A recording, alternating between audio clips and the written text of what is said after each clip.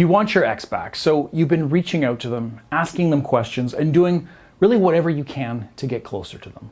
But when the topic of reconnecting comes up, they hit you with this bombshell. There's no chance of us getting back together. It's over, and I'm moving on without you. Of course, this feels like a punch to the gut. And I've heard some variation of this story from so many people in my coaching practice and here on YouTube. And they all tell me how much it hurts. So what should you do when your ex says that you have no chance, especially if you still want them back? Well, you need to do one thing. You need to listen to them, and you need to accept what they're saying to you. And then you really need to act on this information. Give them the space that they're asking for, treat them like your ex rather than your partner, and begin the process of moving on with your life. But that doesn't actually mean that you have to give up and totally accept that the two of you won't be together again. Because sometimes in this exact situation, you can still get that second chance that you're looking for. In reality, when your ex tells you that you have no chance, that's not necessarily true. And in fact, it's often completely false. Now, I'm not saying that they're lying or they don't actually feel this way, because they very well could, but the reality is that they have a different motivation than just telling you the truth. Now, they're telling you this because of how you've been treating them since the breakup. You've been too attached to them, and you probably haven't given them any space. Now, some of my clients have a habit of treating their ex like the breakup never happened and they're still partners rather than exes. And I really do understand why this happens. It's really hard to figure out how to act around your ex. Chances are you've probably only known them in the context of a relationship, so you really don't know how to see them any other way. Plus, you probably think that if you let the breakup change things, then it's admitting defeat. But for your ex, this kind of behavior can be really alarming, especially if they were the one who ended the relationship.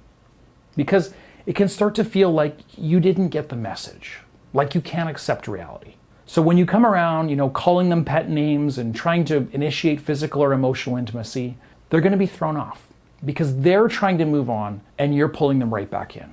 And that's why they're going to start to become more and more aggressive with their messaging. They'll tell you, it's over, leave me alone, in no uncertain terms. They're really hoping that you'll get the hint and you'll really leave them the hell alone. They need you to stop treating this like just a fight and accept that you've actually broken up.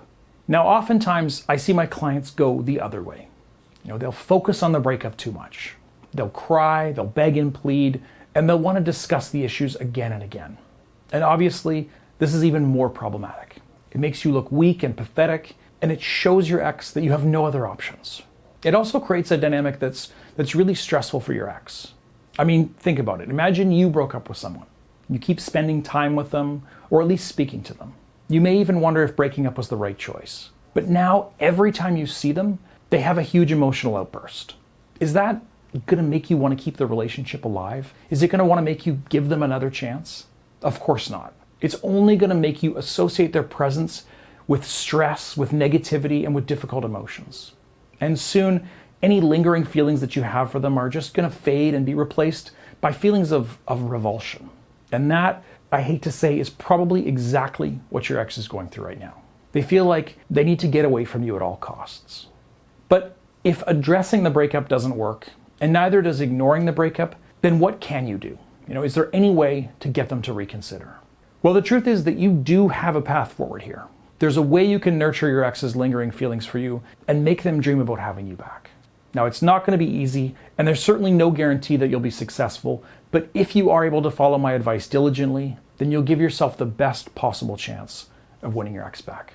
And my advice is this: listen to your ex. So many people hear their ex tell them that there's no chance, and they refuse to accept it. They see it as just one more roadblock in their path, and they barrel right through it. But those people who do get a second chance are the ones who really actually listen to what their ex is saying. When their ex says, it's over, leave me alone, they understand that their ex isn't messing around. And so they give their ex what they're asking for. They back way, way off, and they give their ex plenty of space. They really just take themselves out of the equation entirely. Is it easy? Of course not. If it was, you wouldn't be so afraid to do it yourself. But the reason that it's hard is also the reason that it will completely transform the dynamic between you and your ex in the best way. As we've talked about, they've already started to associate you with stress and with the pressure to reconnect. And that's hurting their perception of you and making you into an obstacle to peace rather than a potential source of happiness. But when you actually give them the space that they're asking for, it accomplishes several things. First, it shows them that they're actually being listened to and acknowledged. So many people feel like their partners and their exes don't listen to them at all. So just doing this can be a huge step in the right direction.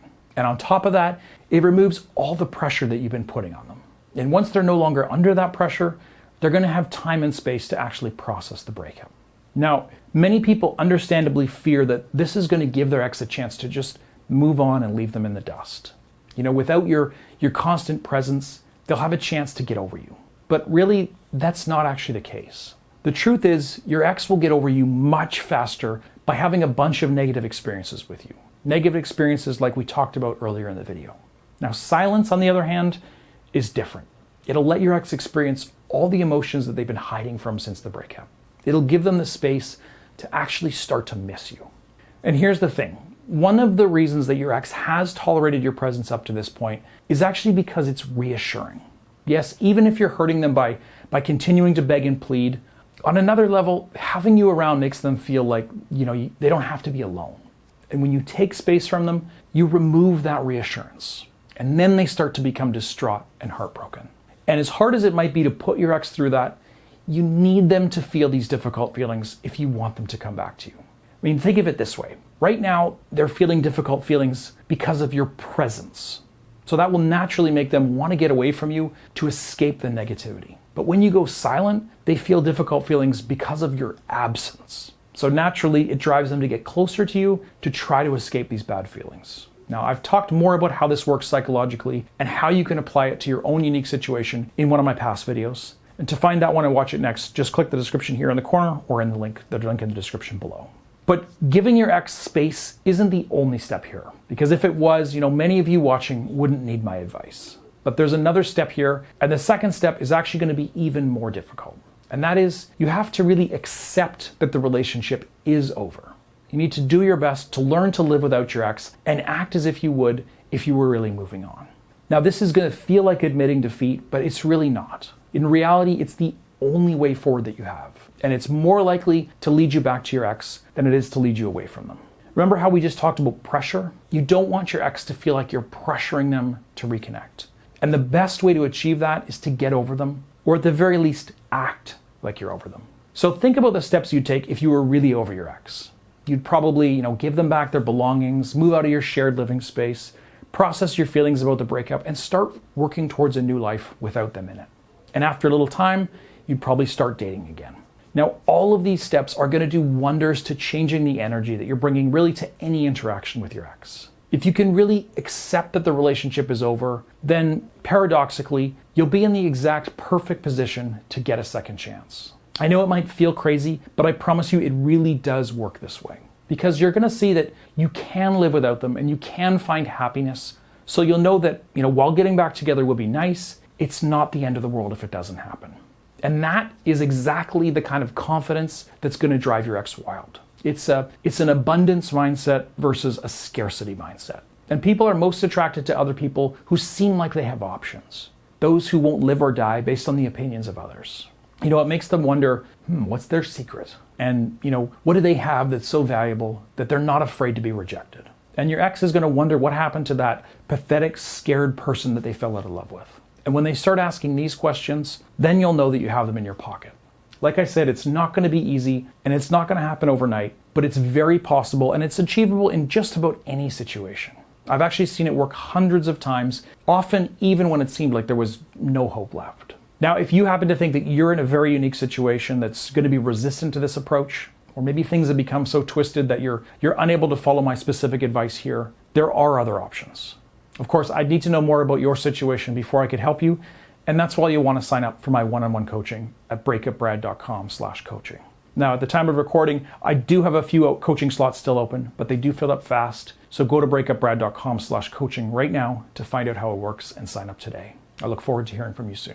And that, in fact, brings us to the end of the video. I sincerely appreciate you watching, and I hope I've given you some insight into how your ex's psychology works. Please let me know in the comments below, And while you're at it, like the video, subscribe to my channel, and check out some of the related videos below or in the sidebar.